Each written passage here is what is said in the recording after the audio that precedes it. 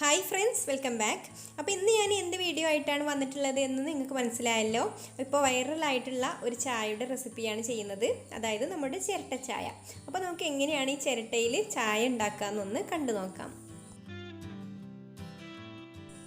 അപ്പോൾ നമുക്കിതുപോലെ തേങ്ങയുടെ ആ ബാക്ക് ഭാഗത്തുള്ള ചിരട്ടയാണ് കേട്ടോ ഈ ഒരു ചായ ഉണ്ടാക്കാൻ വേണ്ടത്. അപ്പോൾ ഞാനിവിടെ ചിരട്ട നന്നായിട്ട് കഴുകി വൃത്തിയാക്കിയൊക്കെ വെച്ചിട്ടുണ്ട്.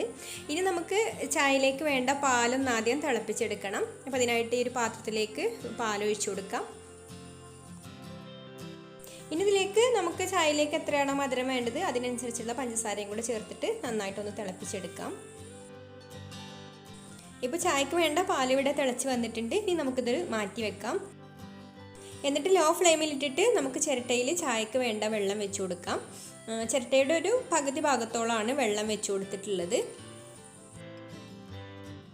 പിന്നെ ശ്രദ്ധിക്കേണ്ട ഒരു കാര്യം, നമ്മൾ ഈ ഒരു വെള്ളം വെച്ചിട്ടുള്ള ആ ഒരു ലെവലിൽ മാത്രമേ തീ പാടുള്ളൂ. അപ്പോൾ അതിൻ്റെ മുകളിലേക്ക് തീ ഫ്ലെയിം കൂട്ടിക്കഴിഞ്ഞാൽ ചിരട്ട കത്തിപ്പോവും. അപ്പോൾ ഈ വെള്ളത്തിൻ്റെ ആ ഒരു ലെവലിൽ തന്നെ തീ ക്രമീകരിക്കുക. ഏറ്റവും കുറഞ്ഞ ഫ്ലെയിമിൽ ഇട്ട് വെച്ചാൽ മതി. അപ്പോൾ നമ്മുടെ ചിരട്ടയിൽ വെച്ചിട്ടുള്ള ചായയുടെ വെള്ളം ഇപ്പോൾ തിളക്കാറായി തുടങ്ങിയിട്ടുണ്ട്. അപ്പോൾ ഇതിലേക്ക് വേണ്ട ചായപ്പൊടിയും അതുപോലെ പാലൊക്കെ അടുത്ത് തന്നെ വെക്കുക. ഇനി നമുക്കിതിലേക്ക് ചായപ്പൊടി ഇട്ട് കൊടുക്കാം. പിന്നെ ഞാൻ ഇതുപോലെ ഒരു പാത്രം കൂടെ എടുത്ത് വെച്ചിട്ടുണ്ട്. അത് എന്തിനാന്ന് വെച്ചാൽ നമ്മളിതിലേക്ക് ഇനി പാലൊക്കെ ഒഴിച്ച് തിളച്ച് പൊങ്ങി പോകുമ്പോൾ നമുക്ക് പെട്ടെന്ന് തന്നെ എടുത്തിട്ട് ഈ ഒരു പാത്രത്തിൻ്റെ മുകളിലേക്ക് പിടിക്കുകയാണെങ്കിൽ പൊങ്ങി പോകുന്നതൊക്കെ ഈ ഒരു പാത്രത്തിൽ പോയിക്കോളും. അല്ലെങ്കിൽ പിന്നെ സ്റ്റൗവിലൊക്കെ പോയി കഴിഞ്ഞാൽ പിന്നെ അത് വൃത്തിയാക്കാനൊക്കെ കുറച്ച് ബുദ്ധിമുട്ടാണ്. ഇപ്പോൾ ചായ ഇവിടെ നന്നായിട്ട് തിളച്ച് വന്നിട്ടുണ്ട്. ഇനി നമുക്കിതിലേക്ക് പാലൊഴിച്ചു കൊടുക്കാം.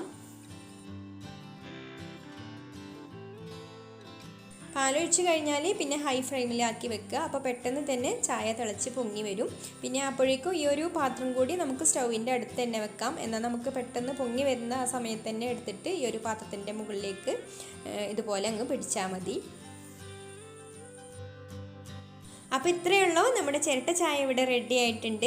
അപ്പോൾ നല്ല ചിരട്ടയുടെ ഒരു ഫ്ലേവറുള്ള ചായയാണ് കേട്ടോ ഇത്. ഇതിൽ ഞാൻ വേറെ ഫ്ലേവറുകളൊന്നും കൊടുത്തിട്ടില്ല. ഏലക്കായൊക്കെ കൊടുക്കുകയാണെങ്കിൽ അതിൻ്റെ ഫ്ലേവറായിരിക്കും ഉണ്ടാവുക. അപ്പോൾ ഇത് ചിരട്ടയുടെ ഒരു ഫ്ലേവറിലുള്ള നല്ലൊരു ചായയാണ്. അപ്പോൾ എല്ലാവർക്കും ട്രൈ ചെയ്ത് നോക്കാൻ പറ്റുന്ന ഒരു റെസിപ്പിയാണ്. അപ്പോൾ ഈ ഒരു വീഡിയോ ഇഷ്ടമായിട്ടുണ്ടെങ്കിൽ ഒന്ന് ലൈക്ക് ചെയ്യുക, അതുപോലെ ഷെയർ ചെയ്യുക, നിങ്ങളുടെ അഭിപ്രായങ്ങളൊക്കെ കമൻറ്റ് ചെയ്യുക. പിന്നെ എൻ്റെ ചാനൽ സബ്സ്ക്രൈബ് ചെയ്തിട്ടില്ലാത്തവരാണെങ്കിൽ ദായി കാണുന്ന റെഡ് സബ്സ്ക്രൈബ് ബട്ടണിൽ ഒന്ന് ക്ലിക്ക് ചെയ്യുക. അപ്പോൾ തൊട്ടടുത്തൊരു കുഞ്ഞു ബെല്ലൈക്കൺ വരും. അതിലും കൂടി ക്ലിക്ക് ചെയ്യുമ്പോൾ ഇതുപോലെ ഓൾ എന്നൊരു ഓപ്ഷൻ ഉണ്ട്, അതിലും കൂടി ഒന്ന് പ്രസ് ചെയ്യണേ. അപ്പോൾ ഇനി മറ്റൊരു നല്ല റെസിപ്പിയുമായിട്ട് അടുത്ത വീഡിയോയിൽ കാണാം. താങ്ക്